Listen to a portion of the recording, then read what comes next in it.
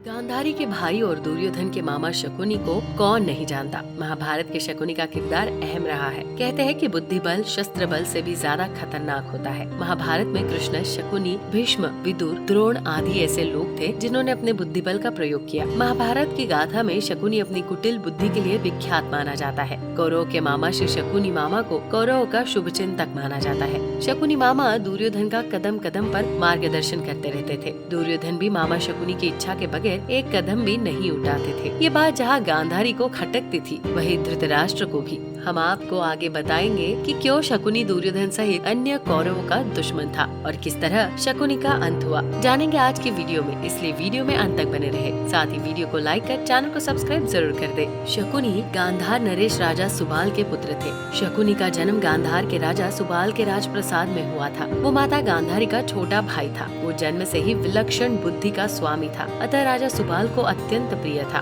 कई छोटे छोटे राज्य मिलकर आर्याना क्षेत्र बना था। इसी क्षेत्र में गांधार राज्य, आज के उत्तर अफगानिस्तान को उस काल में गांधार कहा जाता था, जो कि कम्बोज के पास था। गांधार राज्य में ही हिंदुकुश पर्वतमाला थी। कंदहार या कंधार गांधार का ही अपभ्रंश है। कौरवों को छल व कपट की राह सिखाने वाले शकुनी उन्हें पांडवों का विनाश करने में पग पग पर मदद करते थे, लेकिन उनके मन में कौरवों के लिए केवल बदले की भावना थी। उस समय गांधार राजकुमारी के रूप लावण्य की चर्चा पूरे आर्यवर्त में थी। ऐसे में पितामह भीष्म ने धृतराष्ट्र का विवाह गांधार के राजकुमारी से करने की सोची। पहले उन्होंने सोचा कि गांधारी का अपहरण कर लिया जाए, लेकिन अम्बा और अम्बालिका ने उन्हें ऐसा करने से मना कर दिया था। अतः पितामह भीष्म गांधार की राजसभा में धृतराष्ट्र का रिश्ता लेकर गए, लेकिन उन्हें मालूम था कि उनका प्रस्ताव ठुकरा दिया जाएगा। तब पितामह भीष्म ने क्रोधपूर्ण लहजे में कहा कि मैं तुम्हारे इस छोटे से साम्राज्य पर चढ़ाई करूंगा और इसे समाप्त कर दूंगा। अंततः राजा सुबाल को भीष्म के आगे झुकना पड़ा और अत्यंत क्षोभ के साथ उनको अपनी सुंदर पुत्री का विवाह अंधे राजकुमार धृतराष्ट्र के साथ करना पड़ा।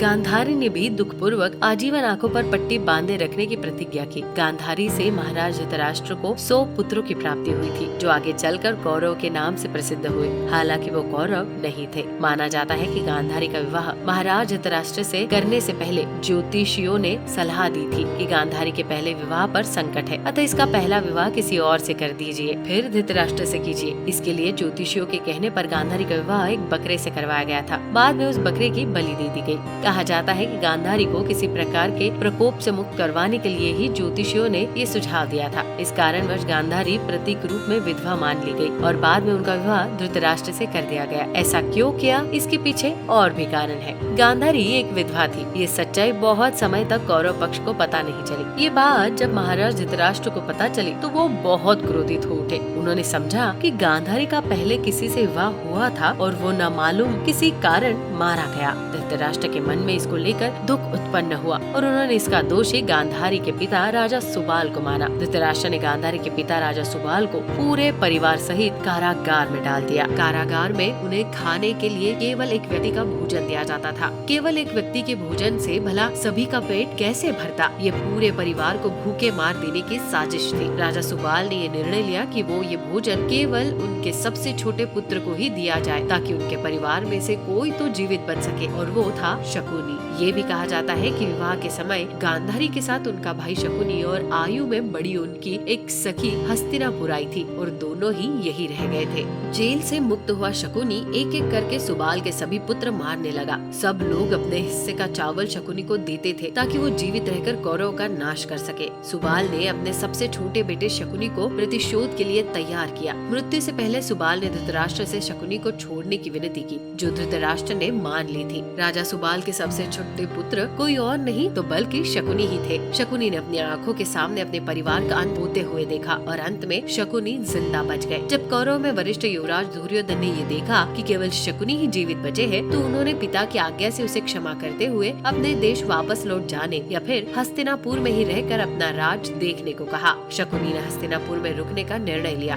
बदले की भावना कौरवों को छल व कपट की राह सिखाने वाले शकुनी उन्हें पांडवों का विनाश करने में पाक पर मदद करते थे, लेकिन उनके मन में कौरवों के लिए केवल बदले की भावना थी, क्योंकि धृतराष्ट्र ने शकुनी के संपूर्ण परिवार को जेल में डाल दिया था और उनको बस मुट्ठी भर अनाज ही खाने को दिया था। शकुनी ने अपने पूरे परिवार को जेल में भूख से अपनी आंखों के सामने खत्म होते हुए देखा था। आप सोच सकते हैं कि उसके मन में किसके लिए क्या होगा और वो किसके लिए क्या करेगा। कहते हैं कि शकुनी ने प्रतिशोध लिया था, लेकिन ये कितना सही है ये तो शकुनी ही बता सकता है, क्योंकि कोई भी व्यक्ति नहीं चाहेगा कि वो अपनी ही बहन के परिवार को नष्ट करने का षड्यंत्र रचे, या हो सकता है कि वो चाहे भी। शकुनी ने हस्तिनापुर में सबका विश्वास जीत लिया और 100 कौरवों का अभिभावक बन बैठा। अपने विश्वास पूर्ण कार्यों के चलते दुर्योधन ने शकुनी को अपना मंत्री नियुक्त कर लिया। सर्वप्रथम उसने अपने गांधारी और धृतराष्ट्र को अपने बस में कर लिया और धृतराष्ट्र के भाई पांडु के विरुद्ध षड्यंत्र रचने और राज सिंहासन पर धृतराष्ट्र का आधिपत्य जमाने को कहा। फिर धीरे धीरे शकुनी ने दुर्योधन को अपनी बुद्धि के मोहपाश में बांध लिया। शकुनी ने न केवल दुर्योधन को युधिष्ठिर के खिलाफ भड़काया, बल्कि महाभारत के युद्ध की नींव भी रखी।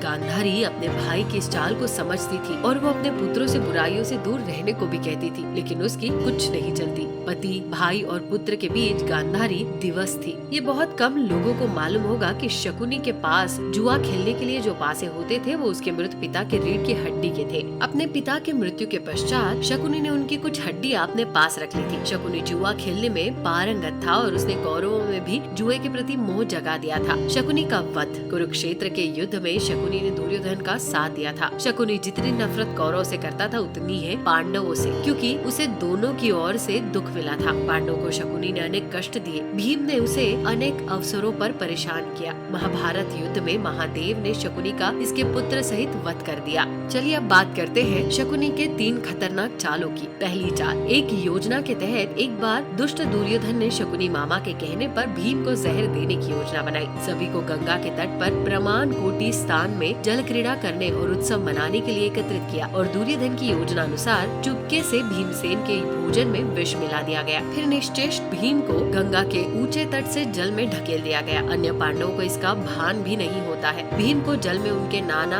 आर्यकुसे वासुकी नाग के पास ले जाते हैं। वासुकी अपनी विद्या से भीम को जिंदा कर देता है और उसमें सहस्र हाथियों का बल भर देता है। दूसरी चाल, शकुनी की योजना अनुसार 5 पांडवों को वारणावत भेज दिया जाता है, जहाँ लाक्षागृह में आग लगाकर पांडवों को जिंदा जलाकर मारने की योजना बनाई गई थी। लेकिन ऐन वक्त पर महात्मा विदुर ने पांडवों को गुप्त संदेश भिजवाया और शकुनी के चाल का खुलासा हुआ। तब 5 पांडवों ने विदुर के एक विश्वास पात्र से सुरंग खुदवाई और उसी सुरंग के माध्यम से वे लाक्षागृह से बाहर निकलकर गंगा पार जंगल में चले गए। इधर हस्तिनापुर में खबर फैला दी गई कि पांडव लाक्षागृह की दुर्घटना में मारे गए हैं। लेकिन कुछ काल के बाद विदुर जी ही पांडवों को हस्तिनापुर लेकर आए और फिर उनको इंद्रप्रस्थ का राज्य दिया गया। तीसरी चाल, जब युधिष्ठिर को इंद्रप्रस्थ का राज्य मिला तो उन्होंने अपने राज्य के विस्तार के लिए राजसूय यज्ञ किया। इस यज्ञ के चलते उनके राज्य का विस्तार होता गया और उनकी शक्ति बढ़ती गई। इस बढ़ती शक्ति से चिंतित होकर शकुनी ने दुर्योधन के साथ मिलकर कपट की नई योजना बनाई। उसने चौसर यानी द्रुत क्रीड़ा का आयोजन करवाया। लेकिन पांडव ये नहीं जानते थे कि शकुनी के पास से केवल उसी के इशारे पर चलते हैं। इस खेल में पांडवों द्रौपदी का अपमान ही कुरुक्षेत्र के युद्ध का सबसे बड़ा कारण साबित हुआ। इस हार के बाद पांडवों को 13 वर्ष वनवास में ही रहना पड़ा, जिसके चलते उनका जीवन बदल गया। तो दर्शकों, कैसी लगी आपको ये जानकारी हमें कमेंट कर जरूर बताइए। साथ ही यदि आपको ये वीडियो पसंद आई हो तो वीडियो को लाइक कर चैनल को सब्सक्राइब जरूर कर दे। वीडियो में अंत तक बने रहने के लिए आप सभी का धन्यवाद।